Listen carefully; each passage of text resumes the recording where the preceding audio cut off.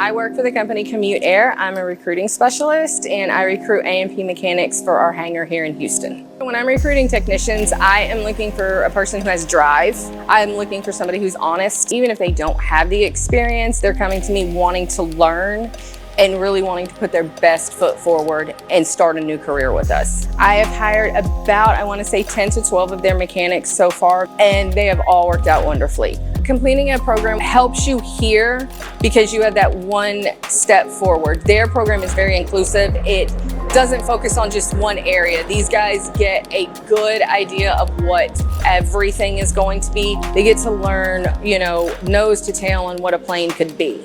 And that helps us because when we bring them in here, they're bringing their knowledge from class and then we're only having to build on that. Many of our mechanics, I start them out as an A&P and then I have the privilege of moving them to a crew lead or moving them to a supervisor or even moving them to a QC department. So I get to watch their growth within our company. And for me as a recruiter, that is the most rewarding part of it for me. A career in aviation is amazing. Say you're going on a trip, you can be like, yep, I fixed this plane.